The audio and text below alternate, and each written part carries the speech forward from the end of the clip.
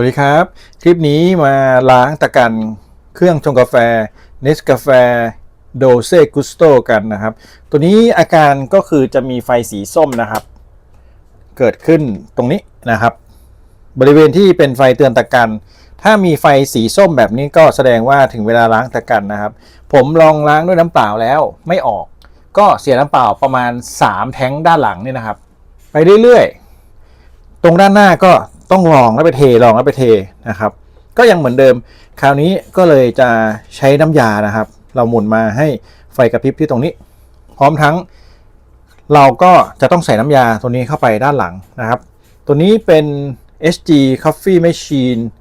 Descaler นะครับก็เขาบอกว่าเป็นน้ำยาที่เป็นกรดซิตริกนะครับมีหลายสูตรนะบางทีเขาก็บอกเป็นกรดมะนาวแต่ผมใช้ตัวนี้แทนนะครับเห็นเขาบอกว่าใช้ดีซึ่งเขาจะมีวิธีผสมนะครับเขาบอกว่าผสมกรดซิตริกตัวนี้ปริมาณ75มิลลิลิตรกับน้ำสะอาด750นะครับแล้วก็ขั้นตอนก็คือ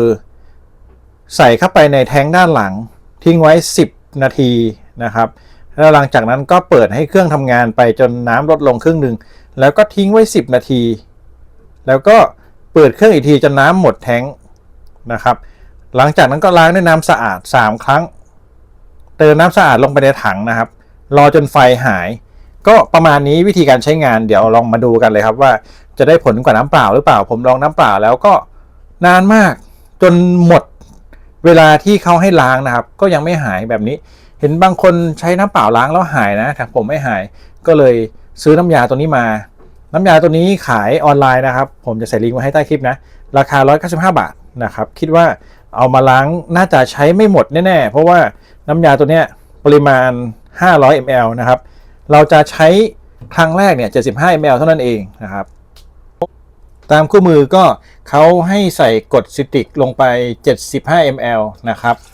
หลังจากนั้นก็ใส่น้ำเปล่าเข้าไป750 ml ก็คือ10เท่านะครับเหมือน1:10นะก็จะใส่น้ำเปล่าลงไป350นะครับแล้วก็บวกอีก400ครับโดยประมาณนะครับตัวนี้เป็น400รวมกันแล้วก็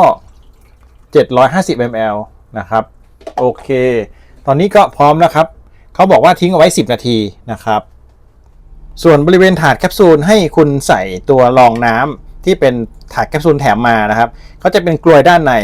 แล้วก็บริเวณขอบก็จะแนบสนิทดีกับตัวที่เป็นขอบด้านในนะครับใส่แบบนี้เพื่อเพิ่มแรงดันนะคุณก็ใส่เข้าไปแบบนี้นะครับน้ำจะได้ไม่กระเซ็นออกด้านข้างนะครับลำดับถัดมานะครับก็เราจะปรับฟังก์ชันไปที่ให้ขึ้นกระพริบที่สีส้มนะครับตัวนี้เป็นไฟเตือนวัตกันหรือว่าฝุ่นในเครื่องเยอะนะครับเราจะต้องล้างทางเดินน้ำเพื่อเอาตะกันออกผมจะเปิดทำงานแล้วนะครับสิ่งที่ต้องเตรียมก็คือจะมีแก้วขนาดใหญ่2ใบนะครับเพราะว่าน้ำจะออกมาเยอะมากบางทีเราอาจจะต้องเติมน้ำข้างหลังนี้นะครับตอนนี้จะเต็มอยู่นะผมก็จะกดให้เขาทำงานเอาแก้วเข้าไปแบบนี้นะครับจากนั้นก็กดจังหวะที่กระพริบอยู่ที่สีส้มตรงนี้นะครับให้เครื่องเข้าสู่โหมดการล้างนะครับก็จะปล่อยออกมาแบบนี้โหมดการล้างเขาก็จะประมาณนี้นะครับเหมือนเราปล่อยน้ำทิ้งเลยครับยาวๆไปเลยผมจะขยับให้เห็นด้านหลังนะสังเกตดูตอนนี้น้ำอยู่ข้างบนตรงนี้นะครับเราจะเปิดให้น้ำลดลงสักครึ่งหนึ่งโดยประมาณพร้อมทั้งไฟสีส้มก็ยังกระพริบอยู่นะแบบนี้เลยนะครับไปเรื่อยๆจนถึงครึ่งหนึ่งพอถึงครึ่งเนี่ยก็หยุดแต่จังหวะนี้ก็ต้องดูน้ำในแก้วด้วยนะถ้าเกิดจะเต็มก็เปลี่ยนแก้วในทันทีนะครับเขาจะมีจังหวะหยุดแบบนี้ไปเรื่อยๆสลับกับทำงานนะครับตอนนี้น้ำลดลงประมาณครึ่งหนึ่งแล้วนะครับก็จะหยุดเครื่องเพื่อที่จะให้เขาเหมือนบ่ม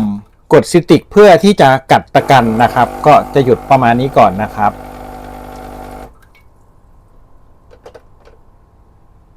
เขาก็จะกระพริบไฟอยู่แบบนี้นะครับเดี๋ยวค่อยมาทำต่อนะครับหลังจากปล่อยทิ้งเอาไว้10นาทีนะครับเราจะเปลี่ยนแก้วนะสลับแก้วแบบนี้เลยง่ายดีนะครับหลังจากนั้นก็เปิด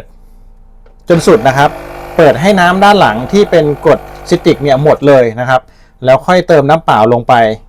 สัก2 ถึง 3รอบนะ จนกว่าไฟสีเหลืองเขาจะหายนะครับ เดี๋ยวเรามาดูกันว่าไฟสีเหลืองของผมเนี่ยจะหายรอบไหนนะครับเครื่องทำงานมานานมากนะครับนี่ประมาณ15 นาทีแล้วนะครับจนรอบสุดท้ายไฟหายไปหมดเลยแล้วเครื่องยังทำงานอยู่ผมก็เติมน้ำเพิ่มไปเรื่อยๆนะครับสังเกตดูไฟเขียวไม่ขึ้นแล้วนะจะมีแค่ไฟส้มกระพริบนะครับ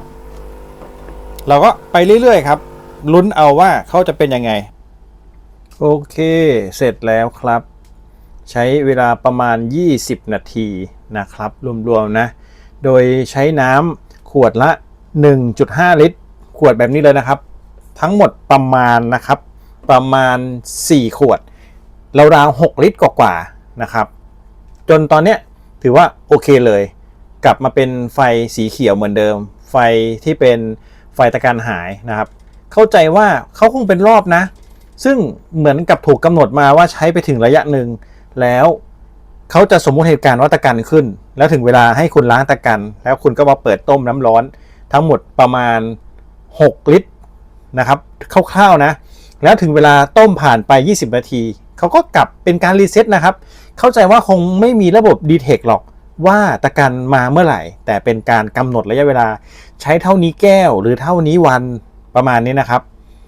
แล้วเขาจะกำหนดให้ถึงรอบของการล้างตะกัน1 ทีเดี๋ยวผมลองใช้ไปเรื่อยๆก่อนพอถึงลูปวนรอบกลับมาเนี่ยถึงเวลาก็จะเป็นไฟสีส้มอีกทีหนึ่งนั่นแหละครับคิดว่านะเพราะว่าผมไม่เชื่อว่าเขาจะมีระบบฉลาดพอที่จะดีเทคตะกันได้นะครับคงเป็นการนับเวลาถอยหลังถึงเวลาก็ไฟส้มขึ้นแล้วเราก็ต้มน้ำแล้วก็รีเซ็ตตัวเองแบบนี้วนลูปแบบนี้มากกว่านะครับก็เอาวิธีคร่าวๆมาประมาณนี้เดี๋ยวถ้าไฟขึ้นอีกทีนึงเนี่ยผมจะลองใส่น้ำเปล่าแล้วก็ล้างแบบนี้ดูว่าเขาจะรีเซ็ตได้ไหมนะครับไม่จำเป็นต้องใช้น้ำยาด้วยซ้ำไปเท่าที่สังเกตดูนะอันนี้คือความรู้สึกผมเองนะแต่บางทีก็โอเคแหละมีน้ำยาก็ใช้น้ำยาไปก่อนนะครับคิดว่าเดี๋ยวมีโอกาสได้ลองเนี่ยจะลองให้ชมว่าไม่ใช้น้ำยาเลยเป็นน้ำเปล่ารีเซ็ตเหมือนกันหรือเปล่านะครับก็ประมาณนี้นะถ้าในมีคำถามก็คอมเมนต์ไว้ได้เลยหรือมีข้อเสนอแนะก็คอมเมนต์เอาไว้คลิปนี้ก็นำเสนอวิธีการล้างตะกันของเครื่อง Dolce Gusto Genio S Plus นะครับตัวนี้เลยผมใช้มาระยะเวลาหนึ่งจากที่ทำคลิปแรกไปนะครับก็น่าจะ6 เดือนก็ขึ้นมาเป็นการล้างตะกัน1 ทีก็จัดการไปเรียบร้อยแล้วครับ20 นาทีประมาณนี้นะครับขอบคุณที่รับชมครับสวัสดีครับ